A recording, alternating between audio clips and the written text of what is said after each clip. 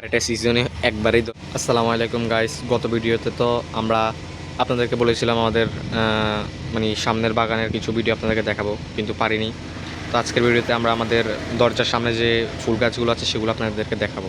এগুলো হচ্ছে আমাদের পর্তুলেগিয়া ফুল গাছ, দুটো ভ্যারাইটিস আছে, একটা সাদা আর একটা গোলাপি। আর এটা হচ্ছে আরেকটি গন্ধরাজ ফুল গাছ, আমরা ডাল থেকে তৈরি করেছি।